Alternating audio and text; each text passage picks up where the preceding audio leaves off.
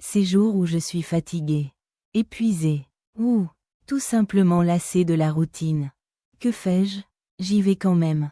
Je suis devenu la personne la plus obsédée de la planète. J'ai dû inventer un personnage qui n'existait pas. J'ai dû inventer un personnage capable d'encaisser n'importe quelle douleur, n'importe quelle souffrance, n'importe quel jugement. J'ai dû construire cet esprit insensible, et je l'ai construit à travers la souffrance. Alors devinez quoi? Après avoir surmonté des échecs à répétition, il suffit d'en créer un. Il suffit d'en créer un. Tout le monde est jaloux de ce que vous possédez. Personne n'est jaloux de la façon dont vous l'avez obtenu. Dieu vous vendra tout au prix du travail.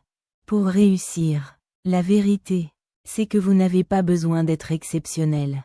Alors, si vous voulez quelque chose, il faut travailler pour l'obtenir. Il faut simplement être ce que la plupart des gens ne sont pas. Constant, déterminé et prêt à travailler dur. Pas de raccourci. La chance n'existe pas. C'est simplement une question de probabilité. Plus on travaille, plus on travaille, plus on travaille longtemps. Et finalement, on augmente ses chances de succès. Je voulais faire quelque chose d'inédit. Je voulais être le meilleur de tous les temps. Pendant 5 années consécutives, je n'ai pas manqué un seul jour d'entraînement. 365 jours par an. J'étais dans l'eau tous les jours. Et en natation, quand on rate un jour, il faut 2 jours pour rattraper son retard. J'étais donc déjà à ce niveau. J'ai continué à progresser pendant tout ce temps. Il y a des jours où on n'a pas envie. Bien sûr, tout le monde a des jours comme ça. Mais c'est ce qu'on fait ces jours-là qui permet d'avancer.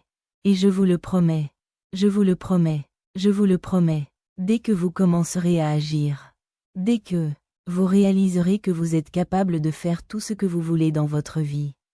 Mec, c'est là que les choses sérieuses commencent. Si vous voulez vous venger des mauvaises choses qui vous sont arrivées, commencez par la version de vous-même qui n'a pas exploité son potentiel. Là où vous pointez du doigt un coupable, le pouvoir vous suit. Et donc, celui ou celle que je blâme pour ma vie, c'est celui ou celle à qui je donne tout le pouvoir sur mon existence, sur ma situation. Et donc, ça fait mal. Mais si vous vous remettez en question et que vous vous dites « Tiens, je n'aime pas ma vie, la personne que je dois punir ou à qui je dois me venger. C'est moi-même qui m'ai mis dans cette situation. » Si vous arrivez à peine à vous décider à agir, et à détacher les yeux de votre téléphone ne serait-ce qu'un instant, il est tellement plus facile de vaincre tout le monde. Il n'a jamais été aussi facile de créer une entreprise, de gagner de l'argent, de se remettre en forme. Mais il n'a jamais été aussi facile de ne rien faire non plus. On ne se surpasse pas quand les autres nous regardent. On retombe dans ses travers quand personne ne nous observe. Le seul travail qui compte vraiment, c'est celui qu'on ne voit pas. Il révèle qui on est vraiment, et non qui on prétend être. Je sais que quand personne ne me regarde, je travaille plus dur que quand on me regarde. Et cette idée m'a donné cette note omniprésente, cette sorte de tierce juge, qui me dit « Maintenant, tu dois travailler, sinon tu ne fais que mentir. » C'est comme si j'étais tenu en joue, tenant le fouet derrière moi pour voir jusqu'où je peux aller. Mais à chaque coup de fouet, j'apprends que je peux l'encaisser et continuer à avancer. Et tant que tu persévères, tu témoignes de ce dont tu es capable.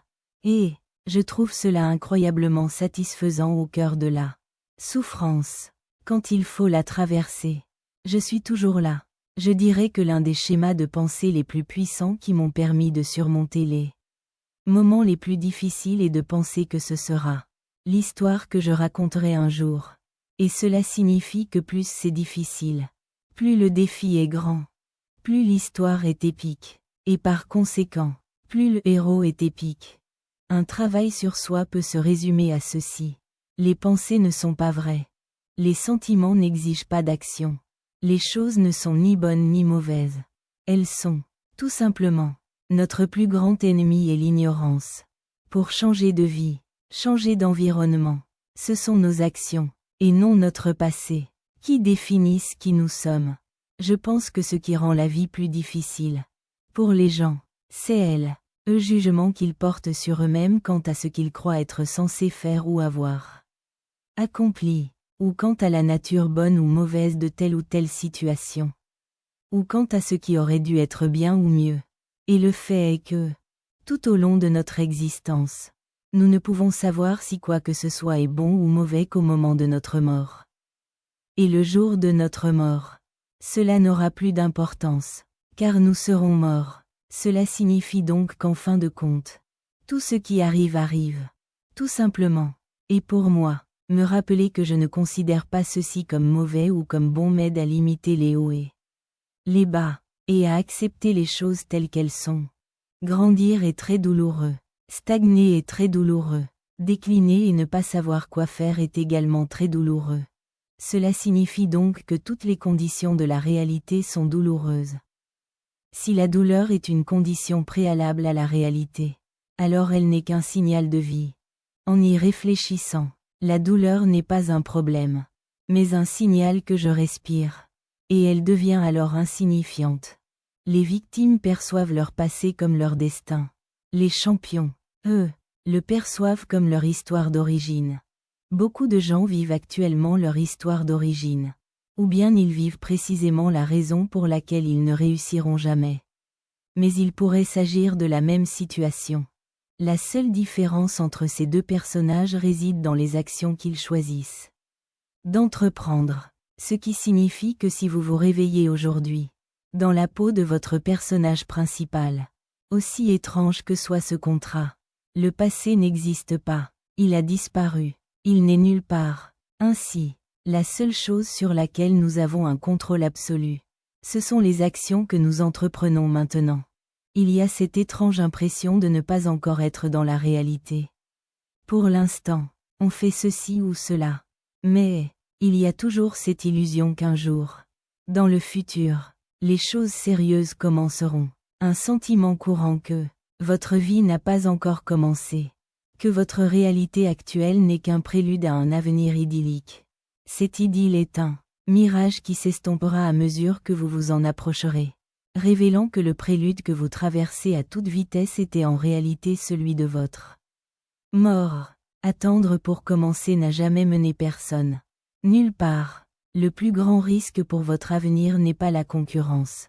Ce sont les distractions que vous vous obstinez à conserver dans votre vie au lieu de faire ce que vous savez devoir faire.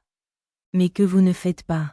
Les gens retardent les choses qu'ils n'aiment pas faire plus longtemps qu'il n'en faut pour les faire. La peur qui anime les débutants, c'est de se dire « Je n'ai rien pour moi. Je n'ai aucun avantage. Je ne possède rien. Je n'ai pas d'argent. Je n'ai pas de réseau. Je n'ai aucune ressource. » Cela signifie aussi qu'on n'a rien à perdre. Ce qui nous rend incroyablement dangereux. Et je pense que l'on sous-estime largement le nombre de tentatives que l'on peut faire quand on n'a rien à perdre. Les conditions sont idéales pour prendre des risques. Car le pire scénario, c'est notre situation actuelle. C'est comme aller au casino et jouer au dé. On dit qu'il suffit de continuer à jouer jusqu'à gagner. Mais les gens ont peur de se lancer. Un guerrier a cette obligation. Si quelque chose est déséquilibré, je vais le réparer. Ou alors, j'essaie. Et si j'échoue, je fais mieux la fois suivante. J'espère que tu ne renonceras pas à cette affirmation que tu te fais. Le système nerveux choisira toujours un enfer familier plutôt qu'un autre. Un paradis inconnu. Votre système nerveux est connecté au traumatisme que vous avez vécu et il le mémorise. Sa fonction première est de vous protéger et de vous garder en sécurité. Le fait est que votre système nerveux vous protège en vous maintenant dans le confort. Le confort, c'est l'enfer familier. L'inconfort est le fait de persévérer dans l'inconnu. Même si c'est très effrayant. C'est le paradis inconnu. Alors, sortez de votre zone de confort. Faites ce qui vous fait peur. Faites le premier pas. Sautez, quoi que ce soit, parce que ce qui va se passer, c'est que vous allez vous retrouver dans un bien meilleur endroit. Votre vie s'améliore quand vous réalisez que personne ne se soucie de combien d'argent vous gagnez, du nombre de vos abonnés ou de ce qui se passe. Ils se préoccupent de leur